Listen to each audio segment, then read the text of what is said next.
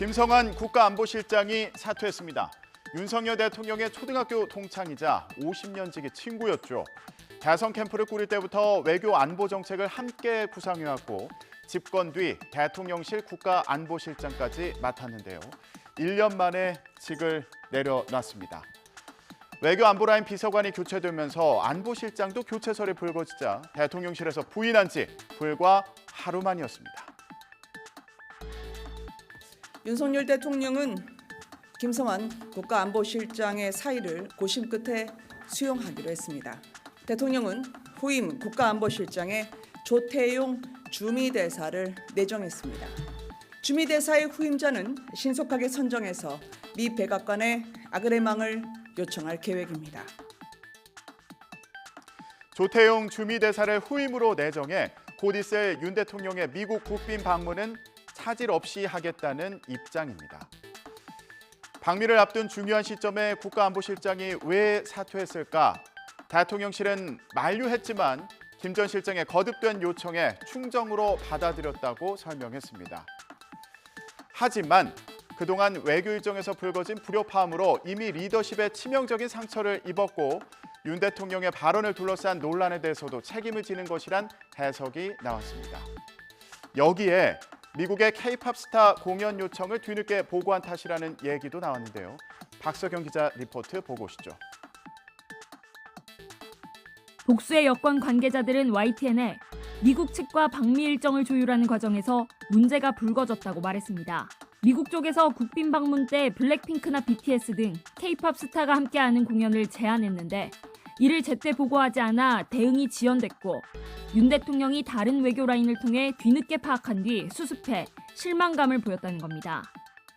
정부 출범 이후 국가안보실과 외교부 사이 혼선이나 잡음이 누적되어 온 점도 이유 중에 하나로 꼽힙니다. 대통령실은 김성한 안보실장의 충정 어린 사의일 뿐이라고 했지만 정상회담 준비에 차질 위험을 감수하면서 실무 수장까지 교체한 배경에 대한 의문은 계속 이어질 전망입니다. 이런 가운데 한일 정상회담 후폭풍도 계속되고 있습니다. 일본 교과서 역사 왜곡과 관련해 우리 외교부에서 일본 대사대리를 불러 항의했는데 이 일본 대사대리가 이 자리에서도 독도는 일본 땅이다 이렇게 주장했다는 겁니다. 조선인 징용의 강제성을 희석했다는 비판에 대해서도 한국 측 지적은 맞지 않는다고 언급한 것으로 전해졌는데요. 일본 교과서 역사 왜곡 논란으로 다시 한번 한일 정상회담에서 대체 무슨 얘기를 나눴는지 공개하라고 촉구하고 있는 민주당은 국정조사에 시동을 걸었습니다. 정현우 기자 리포트 이어서 보시겠습니다. 퍼주기 외교가 일본에게 마음대로 해도 된다는 신호를 보냈기 때문입니다. 3.16 외교 참사 이전으로 원상복구시키겠다고 선언해야 합니다. 민주당은 예고한 대로 한일 정상회담 의혹 규명을 위한 국정조사 요구서도 제출했습니다. 강제징용 제3자 변제안과 구상권 포기 과정에 위헌과 위법이 있는지 규명하고 독도와 위안부 문제, 그리고 후쿠시마 수산물 관련 논의가 협상 테이블에 올랐는지 따지겠다는 겁니다. 일본에서 무슨 일이 있었는지 우리 국민들은 알고 싶습니다. 국정조사를 통해서 낱낱이 우리 국민들에게 밝혀야 할. 국정조사 요구서가 국회 본회의에 보고되면 조사위원회 구성을 위해 국회의장과 교섭단체 대표 간 협의가 진행됩니다. 참여를 거부할 수도 있는데 이후 조사 목적과 범위 등을 담은 계획서가 국회 본회의를 넘기 위해선 사실상 여야 합의가 필요합니다. 하지만 국민의힘은 거세게 반발했습니다. 이재명 대표 사법 리스크에 쏠린 시선을 돌리고자 반일 정서를 부추기며 계속 죽창가만 부른다고 비판했습니다. 이재명 대표 수사와 내부 갈등으로 타들어가는 속마음을 모르는 바는 아니지만 급발진도 이보다 더 성급할 수는 없을 것입니다. 국가 간 협상 내용이 공개되면 누가 우리나라를 믿고 정상 외교를 하겠느냐며 국정조사는 절대 받아들일 수 없다고 일축했습니다. 정상들 간의 외교를 국정조사 대상으로 삼아서 미주알 고주알 까발리면 어느 나라가 우리와 외교 협상 자체를 흔쾌히 하려고 하겠습니까? 이렇게 맞붙은 여야가 대장동 개발을 둘러싼 50억 클럽 특검법을 오늘 국회 법사위에 안건으로 올려서 논의하기로 합의했습니다. 하지만 야당이 주장해온 김건희 여사 특검법은 논의 대상에서 빠졌는데요.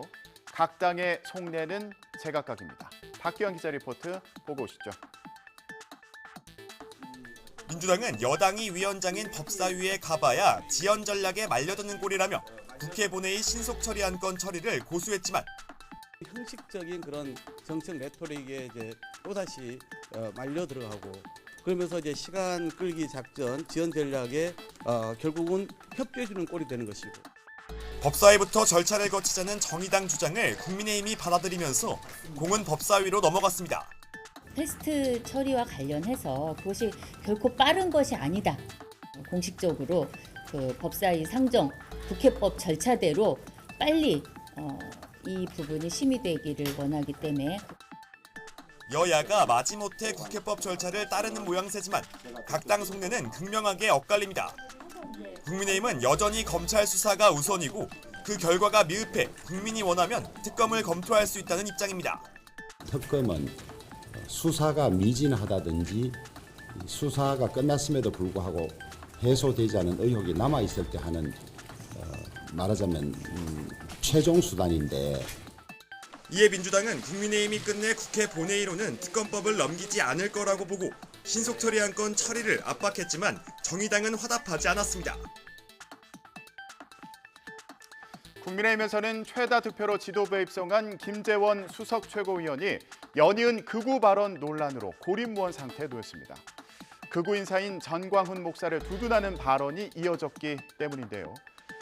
당내에서도 비판이 쏟아지자 결국 두 번째 사과를 했습니다. 이유 여하를 막론하고 반성한다면서 이렇게 사과문을 올린 건데요. 그럼에도 윤리위를 열어서 징계해야 된다 이런 주장까지 나왔습니다. 김기현 대표는 호남과 중도층 공략에 힘쓰는데 수석 최고위원이 동떨어진 발언을 계속하는 건 해당 행위 아니냐 이런 비판이 있는 겁니다. 또 전략가로 꼽히는 김 최고위원이 실언을 했다기보다 최고위원 최다 득표에 대한 감사 표시를 극우 진영에 했거나 내년 총선 공천을 위해서 몸값을 올리려는 시도다 이런 분석도 있는데요. 홍준표 대구시장은 이준석 사태 때는 그렇게 모질게 윤리위를 가동하더니 어떻게 처리하는지 한번 지켜보자면서 국민의힘 지도부를 향해서 일침을 날리기도 했습니다. 김기현 대표는 김재원 최고위원 논란과 관련해서 당을 이끌어가는 역할을 맡았다면 더더욱 신중해야 한다면서 자신도 무거운 책임감을 느낀다고 말했지만 실제로 징계까지 가지는 않을 거라는 해석에 아직까지는 더 무게가 실리고 있습니다.